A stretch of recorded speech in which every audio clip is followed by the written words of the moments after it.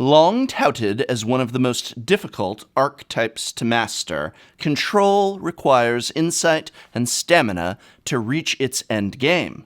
Long known for denying their opponents key resources and creatures, control players can be seen as cruel and unyielding, always saying no and never relenting. However, there can be times when saying yes is as important as saying no, and knowing when to do that is one of the many topics we'll cover in today's lesson. We will be looking at common mistakes that control players make, evaluating cards and situations, and how to handle matchups against the other archetypes. This is the lesson on control, and this is Tolarian Tutor.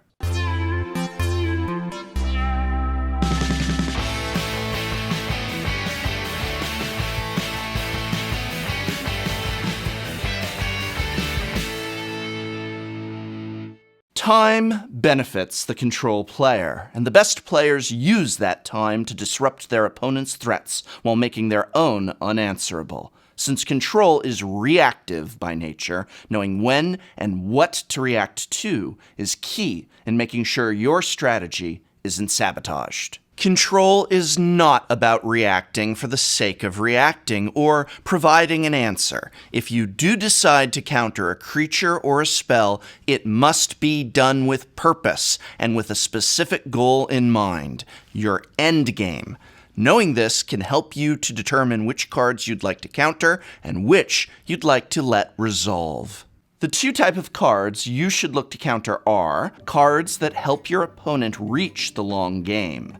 These are cards that give your opponent long-term card advantage. For example, Phyrexian Arena or Vance's Blasting Cannons. These cards will allow your opponent to begin drawing threats and furthering their own plans. You'll also want to look to counter cards that are difficult to answer once they've resolved. These are cards like Geist of St. Traft, Regisaur Alpha, or Planeswalkers like Gideon, Ally of Zendikar, all of which are very difficult to address once they've hit the board.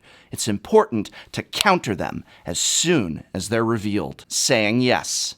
Ultimately, you want to prioritize staying alive and get your finishers on the board. Let's look at an example. Let's assume you're in a game where you're holding up a cancel and you have the mana to play it. Your opponent decides to play a Serum Visions, which allows them to draw a card and then scry the next two cards. Is it a good idea to counter this? The answer in this case is no. Your opponent will be seeing these cards sooner or later, so you're not actually denying them a resource by countering their ability to draw or look at those cards. In the meanwhile, you are down one counter spell, one hard answer to anything that your opponent will throw your way later in the game. Example 2. Creatures. Obviously, larger threats must be addressed, like a Glory Bringer. But what about smaller creatures like 2/2s or 3/3s that might whittle your life away over time? At what stage do we know a card is important enough to deny? There are a couple of questions we should ask at this point. How fast is this card going to kill me, and how light are we on resources?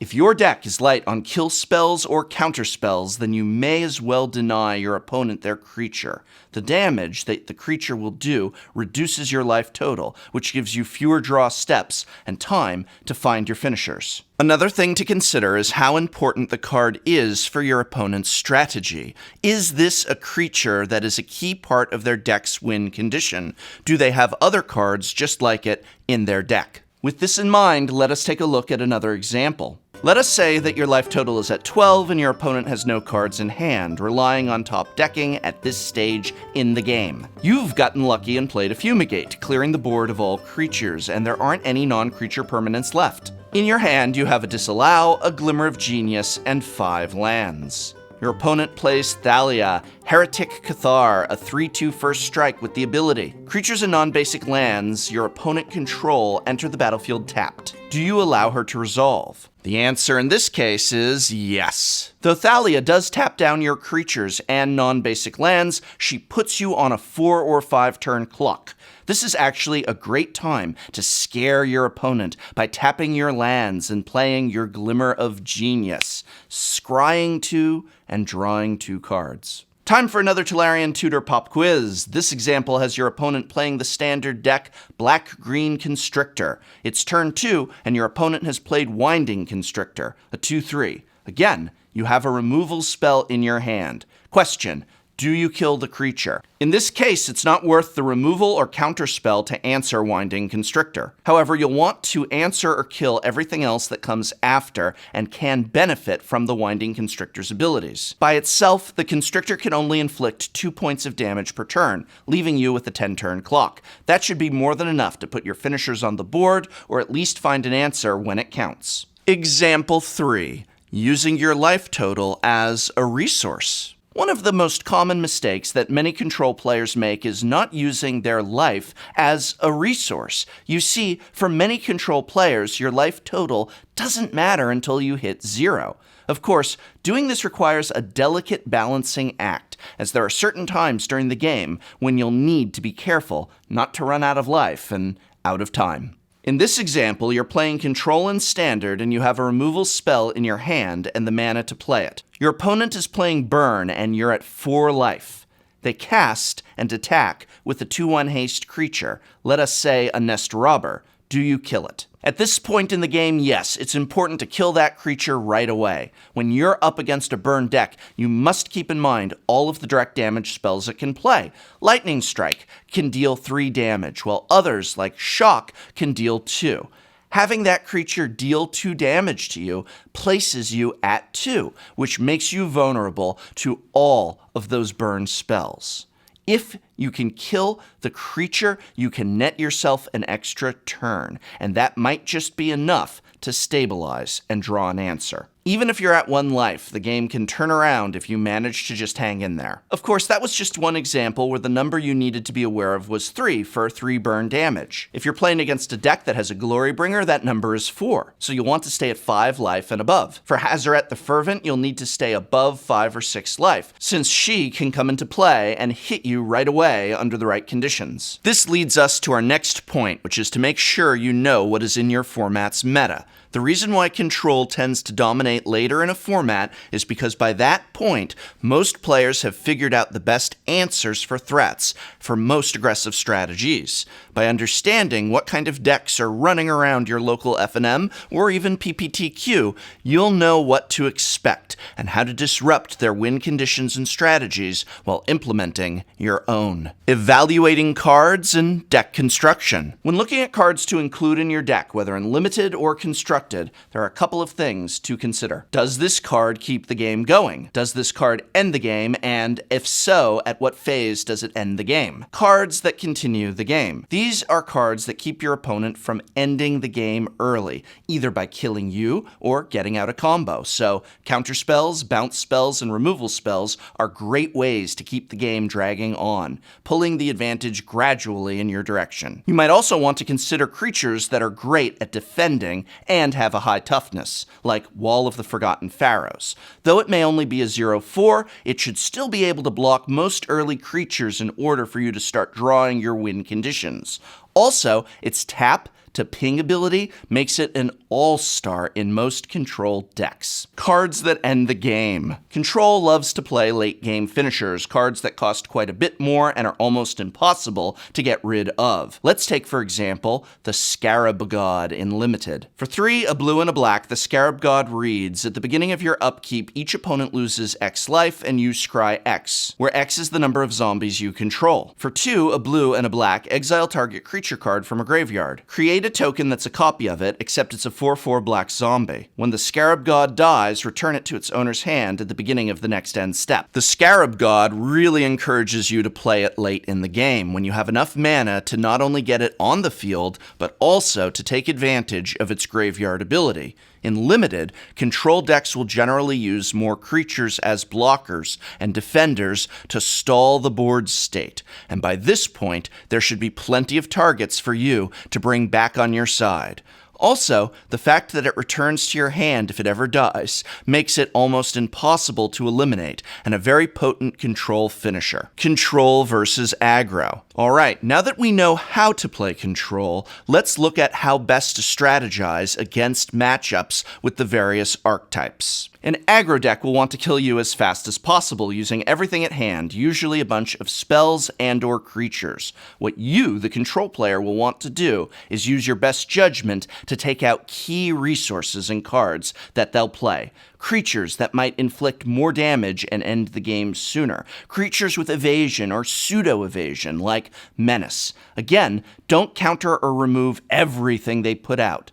Be selective and be thoughtful. Using a sweeper can be useful to reset the game, but keep in mind that their low-costed creatures and spells make it easy for your opponent to rebuild. Keep counterspells and removal back so that you have a way to deny them the advantage they need later in the game. Avoid racing your opponent. They are ultimately better at dealing damage than you are, and once they're out of gas, put your finishers down. Control versus combo. The number one thing to keep in mind when playing against a combo deck is to keep their combo pieces off the board. A combo's single win condition and goal is to get their combo online, so disrupting that combo, disrupting it at that crucial point, can cripple them for at least a few more turns, if not the rest of the game. In the meantime, you can focus on getting your threats on the board, and then swing in for that win. You may also want to sideboard out draw spells in a control matchup, and keep the game going long enough to have your opponent deck themselves with their draw spells. Also, keep in mind that control answers, like counterspells and removal, do not actually inflict damage on your opponent. So, you'll need to keep the focus of your resources on attacking and bringing down their life total by using your finishers. Oh my god, this is always death. Control v control is always death. I mean, the control mirror match can be boiled down to these goals. Make sure that your opponent cannot play their threat. If your opponent flashes out their torrential Gear Hulk, make sure you have a counterspell to handle it. Don't let the board state get to a point where your opponent can force their threat through. Be sure you have answers, either in your hand or on your board, to keep a big finisher from dealing fatal or near fatal damage. These will take the form of defenders, of larger creatures, removal spells, and of course, counterspells. Sequencing is going to be especially important here. Be sure to resolve your own threats. Because control decks have so many answers, be sure you have a good number of counterspells in order to get your threat to stick to the board. If you are the one trying to get your torrential Gear Hulk out and your opponent plays Essence Scatter, then you'll need to be sure to have a cancel in hand and thus always keep that mana open to play it. So let's recap. Today, we covered common mistakes and ways to improve playing a control deck, including how to better reach your endgame, card evaluation and deck construction from a control perspective, how to handle matchups against the other big archetypes, aggro and combo, as well as the mirror match. This is Tolarian Tutor. I'm the professor. Our professional consultant is my own tutor, Emma Handy. Michelle Rapp is our script supervisor. And remember, it's not about winning individual games of Magic. It's about getting better, win or lose. Oh, hello. Do you like Tolarian Tutor and want to see this series continue? What about other programs here at Tolarian Community College? Do you feel they have value to you? If so, then maybe consider becoming a patron over at Patreon, where your support not only gets you great rewards such as signed Magic the Gathering cards and even your name in the credits, but also helps this channel keep producing the content that you know and love. You are the ones who keep this channel going and growing strong. So thank you.